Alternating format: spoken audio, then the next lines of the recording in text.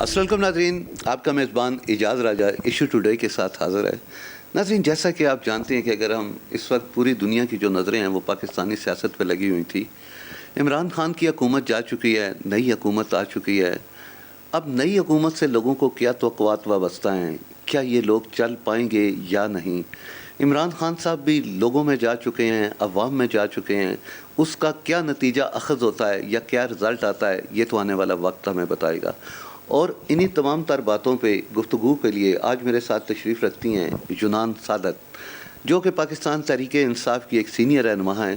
ان سے آپ کی ملاقات کرواتے ہیں اور جانتے ہیں کہ آگے کیا ہوگا۔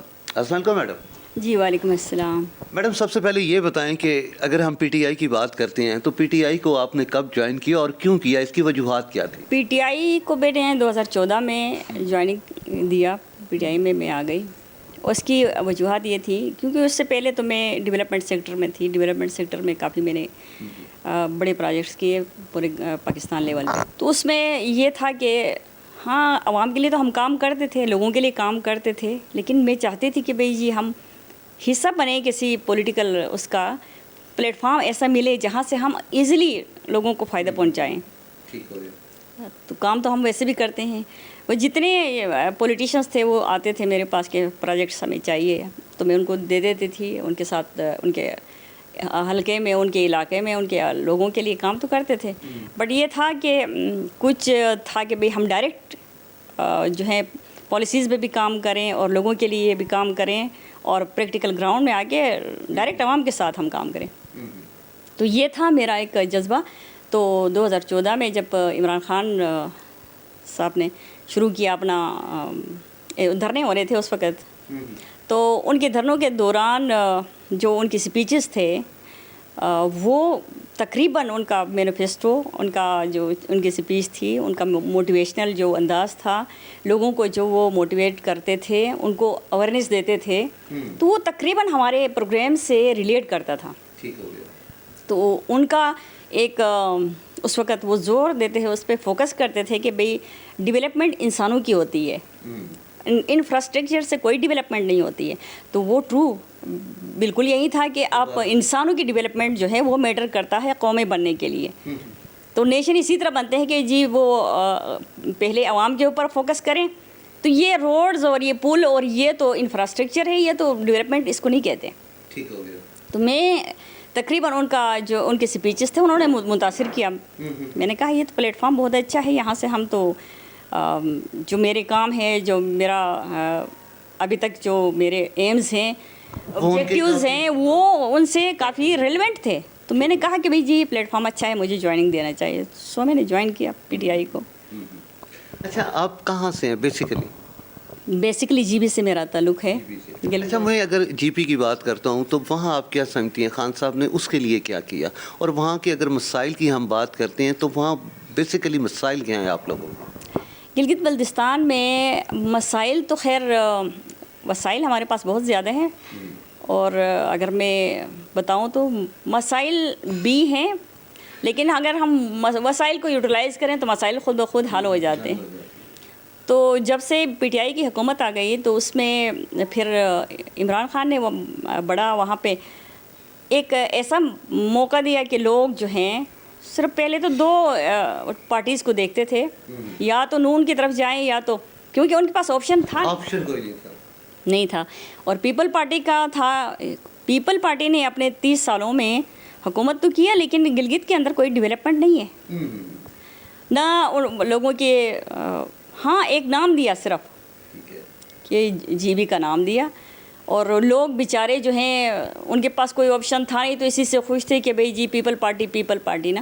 لیکن جب نون کی حکومت آ گئی تو کچھ لوگ اس سائڈ پہ گئے، دیکھا ان لوگوں نے نون نے بھی کیا کیا، کچھ نہیں کیا، نون کی حکومت نے بھی کچھ نہیں کیا۔ ہمارے جو گاؤں ہیں وہ اسی طرح ہیں، روڈز اسی طرح ہیں، لوگوں کی ڈیولپمنٹ بالکل پہلے کچھ ہو رہی تھی تو وہ بھی رک گئی ہے۔ اب یہ ہے نا کہ وہاں کے آواز اٹھانے والے یہاں پہ کوئی تھا نہیں، تو آہستہ آہستہ یہ کہ جب پی ٹی آئی کی حکومت شروع ہوئی، عمران خان کی حکومت آ گئی وہاں پہ، تو ویلکم کیا جی بی کے لوگوں نے، عوام نے ویلکم کیا، ان کو بڑی خوشی تھی، اور जब इलेक्शंस हुए तो इलेक्शन से पहले भी उन लोगों ने बड़ा काम किया, आवाम के जो उमंगों पे थे वो उतर गए, वहाँ काम उन्होंने शुरू किया लोगों के डेवलपमेंट के हवाले से। यही था कि जो है सियासी लेवल पे तो बहुत बड़ा काम किया, उनकी प्रॉब्लम्स को आइडेंटिफिकेशन के लिए उनका साथ दिया, आइडेंटिफाई किया कहाँ प्रॉब्लम है, कहाँ है, किस तरह है, लोगों की डेवलपमेंट कैसे होनी चाहिए, किस लेवल पे होनी चाहिए, वो तमाम चीज़ें वहाँ पे लोगों को बताया गया। वहाँ के अवाम जो आए नुमाइंदों को चुना, नुमाइंदे सामने आ गए और इलेक्शन हो गए। इलेक्शन में खुल के अवाम सामने आ गई और ये था कि सब ने पीटीआई को वोट दिया। अच्छा, अभी आपने ख़ुद भी एक ज़िक्र किया था कि खान साहब जो है वो टूरिज़म को बड़ा फ़रोग़ देना चाह रहे हैं, ठीक है, और उनकी ये बड़ी ख्वाहिश थी। तो टूरिज़म के हवाले से अगर बात करें तो आपके इलाके कैसा है? इलाका अल्लाह के करम से जो हमारा एरिया है गिलगित बल्तिस्तान, वो अब क्या क्या खूबसूरती के लिहाज से दुनिया के अवलीन में से मैं कहूँगी उस पे है स्विट्ज़रलैंड। लोग स्विट्ज़रलैंड जाते हैं, लेकिन अगर लोग ट्रूली अगर गिलगित बल्तिस्तान का टूर करें तो वो शायद स्विट्ज़रलैंड को भूल जाएंगे। अब यहाँ बात थी डेवलपमेंट की, इस पे इमरान खान साहब ने बड़ा फोकस किया है और जगह जगह टूरिज़म के हवाले से उन्होंने प्रोजेक्ट्स वगैरह शुरू करवाए हैं। और वो जगह जो बिल्कुल ही गुमनाम थे और ख़ूबसूरती के लिहाज से बहुत ज़्यादा थे, अल्लाह का जो है नेचर, और उनको आइडेंटिफाई किया वहाँ पे कैसे इसको टूरिस्ट को हम डेवलप करें और किस तरह इस दफ़ा मैं जब गई थी तो वहाँ तिल धरने की जगह नहीं थी, इतने लोग आते हैं, टूरिस्ट वहाँ पे आते हैं। अभी टूरिज़म को डेवलप करने के लिए जगह जगह वहाँ पे काम शुरू हुआ है कुछ। अभी देखें कि सर्दियों में भी वहाँ टूरिस्ट बहुत ज़्यादा आते हैं, गर्मियों में भी बहुत ज़्यादा आते हैं। अब बात है सिर्फ उसके प्रमोट करने की, प्रमोशन की। कुछ जगह ऐसी थी जैसे हुंजा है, गलमित है, या कुछ जगह ऐसी थी जो प्रमोट थी, लेकिन इस दफ़ा इमरान खान साहब ने पूरा गिलगित जी भी को फोकस किया है और जहाँ जहाँ पर टूरिस्ट सपोर्ट्स थे उनको डेवलप कर रहे हैं अभी। अच्छा, अगर टूरिज़म की हम बात करते हैं तो ज़ाहिर बात है जो वहाँ के मकामी लोग हैं उनकी भी ज़ाहिर बात है सोर्स ऑफ इनकम में इजाफा होता होगा। तो आप क्या समझते हैं कि इसके बाद वहाँ के लोगों के जो माशी हालात थे वो कुछ बेहतर हुए? वो डेफिनेटली बेहतर हो गए, इसलिए कि देखें ना, अगर आप टूरिस्ट आता है तो आपका नेचुरल जो चीज़ें हैं, ट्रेडिशनल चीज़ें हैं, वो आपका वो डेवलप होते हैं, प्रमोट होते हैं, जो है ना, उनके लिए एक मार्केट खुल जाती है। अब वहाँ पे ये है कि होटल्स का मार्केट खुल गए हैं, जगह जगह होटल्स बन गए हैं लोगों के लिए, जो उनके फ्रूट ज़्यादा होता है। अब जो फ्रूट हैं वो ड्राई फ्रूट हो चाहे दूसरे हैं फ्रूट हो, वो उनकी पैकिंग करके ख़वातीन को उन लोगों ने इस तरह की ट्रेनिंग्स दी हैं कि छोटे छोटे लेवल पे वो अपने एंटरप्रेन्योर्स जो हैं वो डेवलप कर रहे हैं और फिर ये है कि वो मार्केट में आ रही हैं। ये ख़वातीन के लिए भी बहुत बड़ी मार्केट खुल गई है वहाँ पे। उनकी एम्ब्रॉयडरी से लेकर, उनके हैंडमेड चीज़ों से लेकर, उनके ड्राई फ्रूट की जो वो कर रहे हैं अपने लिए, तो उनके लिए एक तरह की मार्केट खुल गई है और वो फिर काफ़ी उससे कमा रहे हैं। उनकी माशी हालत बहुत बेहतर हो गई है टूरिज़म से, और ये होना भी चाहिए। उसको इमरान खान के एक आइडिया है कि इसको डेवलप करें और उस सतह पे ले जाएं कि उस खित्ते के तमाम जो वसाइल हैं वो बरकरार लाने के बाद उसकी मैशियत खुद कफील हो जाए।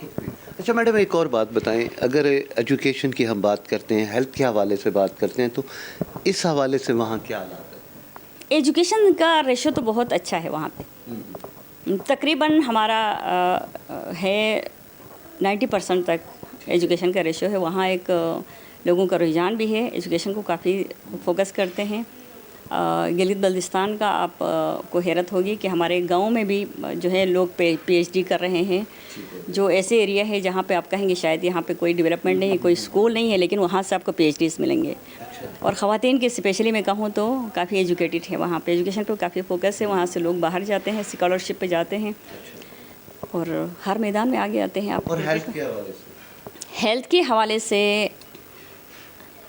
हेल्थ के हवाले से हॉस्पिटल्स वहाँ पे गवर्नमेंट के हैं। अभी जो है इमरान खान के दौर में وہاں پہ ہاسپٹلس کارڈک ہاسپٹلس بچوں کے لیے مختلف ڈسٹرکٹ لیول پہ ہاسپٹلس ان لوگوں نے کام شروع کیا ہے. اور بی ایچ یوز وغیرہ تھیں جو بالکل کام نہیں کرتے تھے. بی ایچ یوز تھیں لیکن وہ کرامت نہیں تھے. وہ گاؤں لیول پہ کافی لوگوں کو مسائل تھے, لیکن اس حکومت کے بعد کافی ان کو پروموٹ کیا گیا تھا, ان کو امپروو کیا تھا. ان کی تمام چیزیں جو ہیں تو وہ آہستہ آہستہ ڈیولپ ہو رہی تھی.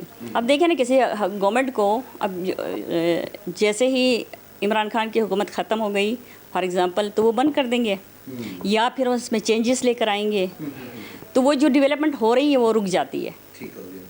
تو کسی بھی گورنمنٹ کو اگر مکمل اس کو ٹینیور نہ دیا جائے, ان کو مواقع نہ دیا جائے, تو دیکھیں ایکسٹریم لائن کرتے کرتے آپ آ کے رک جاتے ہیں ڈیولپمنٹ کے لیے. دوسری حکومت آتی ہے وہ پھر اپنی مرضی سے نئے سرے سے شروع کرتی ہے. تو ان کے ایم آبجیکٹیوز دوسرے ہوتے ہیں, اور دوسرے تو ہونا تو یہ چاہیے کہ ایک حکومت کو پورا ٹینیور دیا جائے. کیا آپ یہ نہیں سمجھتی کہ یہ ہونا چاہیے کہ چلے ایک گورنمنٹ اگر جاتی ہے جو اس کے اچھے منصوبے ہیں ان کو کنٹینیو رکھنا چاہیے, چونکہ وہ ہوتے تو بیسیکلی عوام کے لیے ہیں. تو یہ کیا سمجھتی ہیں کہ اس قسم کی جو رسم و رواج ہے یا ہماری جو تھنکنگ ہے اس کو ختم ہونا چاہیے؟ پروجیکٹس عوام کے ہوتے ہیں, ظاہری بات ہے, عوام کے لیے ہوتے ہیں, عوام کے لیے شروع کیے جاتے ہیں, ان کے لیے فیسلٹیز کے لیے, سہولت کے لیے سب کچھ کیا جاتا ہے. لیکن دوسری حکومتیں ان کو چاہیے کہ وہ ان کو کنٹینیو رکھیں, ان کو اسٹاپ نہ کریں. اس سے عوام کو نقصان ہوتا ہے, ان کو نقصان نہیں ہوتا ہے. تو یہ ایک اچھی روایت بھی نہیں ہے کہ اگر دوسری حکومت آئیں تو ہاں اچھی جو چیزیں ہیں ان کو جاری رکھنا چاہیے. اگر ان میں جو عوام کے لیے قابل قبول نہیں ہے ان کو روکنا چاہیے. ناظرین, آپ جیسا کہ میڈم سے ہماری بات جاری ہے, لیکن یہاں پہ وقت ہوا ایک چھوٹے سے بریک کا, اور ملتے ہیں بریک کے بعد. ویلکم بیک ناظرین. اچھا میڈم, چلیں ہم آپ سے بات کر رہے تھے. ابھی مجھے یہ بتائیں کہ جو عمران خان کی 3.5 سالہ حکومت رہی, آپ اس کو کس نظر سے دیکھ رہی ہیں؟ عمران خان نے دیکھیں آج سے پہلے دونوں حکومتوں نے باری باری 30 سال حکومت کیا, اور ابھی تک ان کی کارکردگی صفر ہے.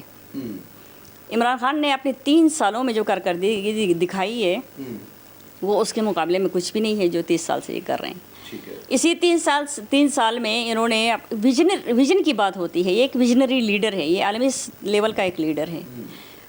یہ اس لیول پہ سوچتا ہے, یہ ایک سیاستدان تو ہے نہیں کہ اس نے شارٹ ٹرم کے لیے سوچا, ایک پروجیکٹ دیا, ہاں لوگوں کو خوش کرا دیا اور لوگوں کی ضرورت کو خریدا, اس کے بعد اس نے دوسرے الیکشن تک اپنا ووٹ بینک بنایا. ایسا نہیں ہے. یہ ایک عالمی لیڈر ہے, اس کا ویژن بہت براڈ ہے, اور اس نے نیشن بنانے ہوتے ہیں, یہ قومیں بنانے کا سوچ رہا ہے. یہ الیکشن کے ووٹ خریدنے کا نہیں ہوتا ہے ان کا. اور ان کا طرح کا لیڈر تو ابھی تک آیا نہیں ہے. یہ فرسٹ ٹائم پاکستان کی خوش قسمتی تھی کہ ایسا لیڈر آیا تھا جنہوں نے اسی 3 سال کے دور میں کشمیر کا سفیر بن کے دکھایا. اس نے عالمی لیول پر اسلام و فوبیا کے حوالے سے یونائٹڈ نیشن میں اپنا لوہا منوایا, آواز اٹھائی مسلمانوں کے لیے. دیکھیں نا گستاخی رسول پہ یہاں جلسہ جلوس یہاں کرتے ہیں, آواز اٹھانے والا کوئی نہیں تھا. آواز وہاں اٹھانا چاہیے نا کہ جو آپ کے لیے آپ کو تکلیف دیتے ہیں, آپ ان کو سنائیں, آپ ان کو بتائیں نا. یہاں تو اسلام پاکستان کے اندر تو سب مسلمان رہتے ہیں, عالمی لیول پر اپنی بات منوائیں. تو اس طرح کا لیڈر تو کوئی نہیں تھا کہ عالمی لیول پر ان کی بات مانی جائے. یہ فرسٹ ٹائم ہوا کہ اب دیکھیں انہوں نے بالکل اس قرارداد کو منظور کیا کہ ہم ہر سال یہ کر لیں گے, اس دن کو منائیں گے نا. اس نے اپنے دور میں احساس کفالت پروگرام شروع کیا جو غریبوں کے لیے, جو غریب کووڈ کے موقع پہ جتنے لوگ سفر ہو رہے تھے ان سب کو اس نے تکلیف سے بچایا. اور کووڈ کے دوران یہ تو عالمی لیول پر بھی اس کو سراہا گیا. جس طرح کی ان کی اسٹریٹجی تھی کہ انہوں نے نہ تو لاک ڈاؤن کر کے تمام لوگوں کو تکلیف دیا, نہ تو غریبوں کو مار دیا, نہ تو اس نے اس پہ بھی کنٹرول کیا کووڈ پہ, اور بیماری جو تھی اس پہ بھی کنٹرول کیا, اور لوگوں کو بھی بچایا مرنے سے, اور لوگوں کو بھوک سے بھی بچایا. اس نے اپنے دور میں صحت کارڈ, یہ کسی کے سوچ میں نہیں تھا, وہم و گمان میں نہیں تھا, کانسیپٹ نہیں تھا ان کو کہ صحت کارڈ بھی ہوتا ہے, یا سوشل سیکیورٹی, سوشل جو ہے اب تو ان کے تو اور بھی زیادہ پروگرام تھے بے روزگاروں کے لیے انہوں نے سوچنا، اور جو ضعیف ہے ان کے لیے سوچا. یہ اپنے 3 سالوں میں اس نے بہت کچھ کر کے دکھایا ہے. پروجیکٹ تھے خواتین کے لیے اس نے بڑے بڑے پروجیکٹس کیے، کامیاب جوان پروگرام کیا، اور لوگوں کو یہ ڈپینڈ نہیں کیا کہ آپ ہاں کوئی نوکری ملتی ہے تو ٹھیک ہے، اگر نہیں ملتی ہے تو آپ بھوکے مر جائیں گے. ایسا بالکل بھی نہیں تھا. انہوں نے ایسے پروگرام سٹارٹ کیے کہ لوگوں کو نوکریاں مل گئی. یہ کہتے ہیں نا کہ 50 کروڑ نوکریوں کی بات کی تھی، کہاں ہیں لوگ؟ یہ ہر لیول پہ انہوں نے اس طرح کا بھی، جیسے یہ انفراسٹرکچر کا کام ہے، مکان بنانے کا بات ہے، کنسٹرکشن میں بڑی امپرومنٹ کی. اگر ایک آپ بلڈنگ بنے گی تو اس میں ظاہر ہے سینکڑوں مزدور کام کر لیں گے. اور اتنے یوتھ کو ٹریننگز دیے، اسکل ڈیولپمنٹ میں ٹریننگز دیے ان کی، جہاں ٹیکنیکل چیزیں تھیں، نیو ماڈرن اس ٹیکنیکس میں ان کو ٹرین کیا تاکہ وہ اس کو یوٹیلائز کریں اور اپنے روزگار کمائیں. اتنے لوگوں کو، غریبوں کو ان لوگوں نے بغیر سود کے قرضے دیے تاکہ وہ اپنے ریڈیے لگائیں. یہ زیادہ تر غریبوں کا سوچنے والا بندہ تھا اور غریبوں کی طرف ان کا فوکس. اب اگر آپ سمجھتی ہیں کہ ان کی ناکامی کی وجہ کیا تھی، کیا مہنگائی تھی یا عمران خان کے گرد جو ٹولہ تھا وہ نااہل تھا؟ ایسی بھی بات نہیں ہے، کیونکہ مہنگائی تو ابھی دیکھیں نا عالمی لیول پہ ہوتی ہے مہنگائی. عمران خان لوگ یہ سمجھتے ہیں، یہ تو مخالفین کا ایک نعرہ تھا کہ بھئی مہنگائی ہے، لوگ واویلا کرتے ہیں کہ بھئی جی ہمیں مہنگائی نے مارا ہے. عمران خان نے اپنے جیب سے نہیں دینا تھا، گورنمنٹ سے بینیفٹ نہیں کرنا تھا. ظاہری بات ہے یہ عالمی لیول کی ہے نا. اگر وہ پیٹرول مہنگا ہوتا ہے تو کیا انہوں نے اپنے گھر سے کرنا تھا یا ادھر صرف پاکستان میں مہنگائی کرنا تھا؟ یہ عالمی لیول کی چیزیں تھیں جو IMF کا وہ کہہ رہے تھے کہ اس لیول پہ سختیاں ہو رہی ہیں. یہاں پہ مہنگائی جو ہے صرف عمران خان کی وجہ سے، ابھی عمران خان کی وجہ سے نہیں ہے، وہ خود عوام کو پتہ چل جائے گا آہستہ آہستہ کہ کس کی وجہ سے تھی. اس کے علاوہ مجھے یہ بتائیں کہ ابھی تو چلے عمران خان جا چکا ہے، نئی گورنمنٹ آ گئی ہے، نون لیگ ابھی برسر اقتدار ہے. آپ آگے کا سنیریو کیا دیکھ رہی ہیں؟ کیا بات الیکشن کی طرف جائے گی یا یہ جو باقی ہماری کو تقریباً سال سوا سال مدت رہتی ہے یہ گورنمنٹ پوری کرے گی؟ اصل میں عمران خان کو تو یہ ہے نا کہ نکالا گیا، وہ بھی جب انہوں نے دیکھا کہ یہ عالمی لیول پہ ابھرتا ہوا ایک لیڈر ہے تو یہ صرف ہمارے مخالفین جو ٹولہ ہے ان کو تکلیف نہیں تھی، صرف ادھر نہیں تھے، یہ عالمی لیول کے لوگوں کو تکلیف تھی. تو یہ عالمی سطح کی ایک سازش تھی جس کی وجہ سے ان کو اپنے لوگوں کو بھی یہاں سے ملایا. ہمارے مخالفین ٹولہ مل گئے ان کے ساتھ اور انہوں نے مل کے ایک سازش کر کے، عالمی لیول کی ایک سازش کر کے عمران خان کو سائڈ کر دیا. ٹھیک ہو گیا. لیکن آپ کیا سمجھتی ہیں کہ اس طرح کی جو سازش ہے پاکستانی عوام اس کو قبول کرے گی؟ پاکستان کی عوام دیکھیں اس وقت یہ ڈیجیٹل دور ہے اور یہ نیو ٹیکنیکل ڈیجیٹل دور ہے. تو پاکستان کی عوام وہ نہیں ہے جو یہ ہوتا تھا کہ بھئی آپ نے ووٹ لینا ہے، گاؤں کو قبضہ کیا، الیکشن کے دوران آپ اس کو کنٹرول کریں، ووٹ لے کر آئیں وہاں، کیونکہ ان کو پتہ کچھ نہیں ہوتا تھا. اب یہ بات نہیں ہے. اب پاکستان کے عوام کو اتنا شعور دیا ہے عمران خان نے، اتنا شعور دیا ہے، اور واقعہ وہ ٹرو لیڈر تھا، اس کا ایک ویژنری لیڈر تھا. اس نے نیشن بنایا، قوم بنایا، عوام نہیں. ابھی پاکستان کی عوام جو ہے قوم میں تبدیل ہو گئی ہے اور ان کو سب کچھ پتہ ہے. اب لوگوں کو یہ بھی شکایت ہے نا کہ جو کچھ ہو رہا ہے یا ہو گیا وہ لوگوں کو پتہ نہ چلے. تو کیسے پتہ نہیں چلے گا؟ وہ ایک دور تھا، ان کے ذہنوں میں یہ چیز نہیں ہے کہ چیزیں چھپتی نہیں ہیں، سازشیں چھپتی نہیں ہیں. دیکھیں نا، وہ پھر کہتے ہیں کہ مثال دیتے ہیں. مثال دینا ہی پڑتا ہے کیونکہ ہم مسلمان ہیں، اسلام سے ہمارا تعلق ہے، ہمیں مثال دینا پڑتا ہے. امام حسین علیہ السلام اور یزید کے درمیان جو جنگ ہو گئی اس کے دوران 1400 سال پہلے ہو گئی ہے نا.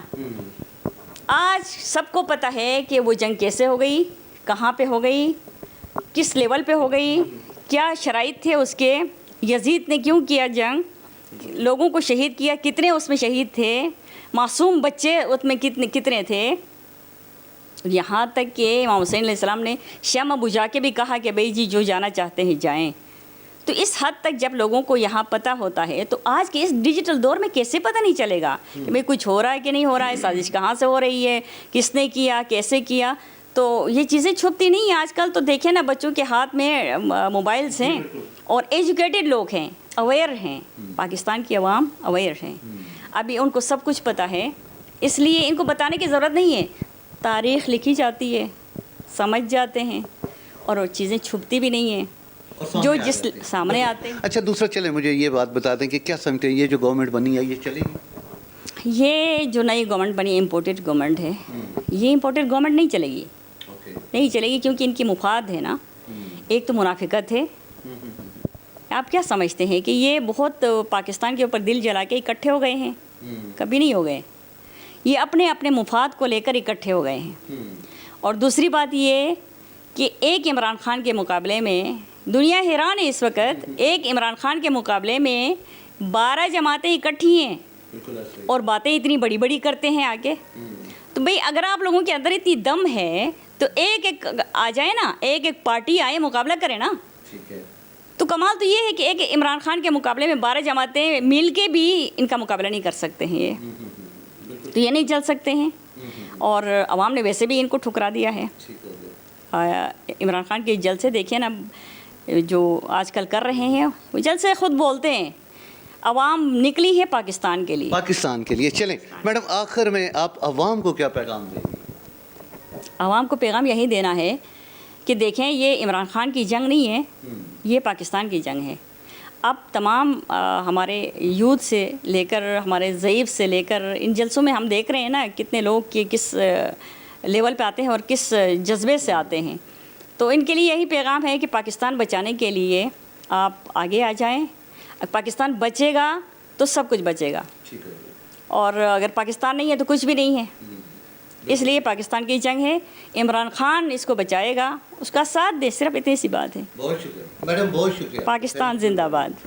ناظرین آپ نے میڈم کی بات سنی, ان کا یہی کہنا ہے کہ پاکستان آئے تو ہم ہیں, اور پاکستان کو بچانے کے لیے عوام کو روڈ پہ باہر ضرور آنا چاہیے.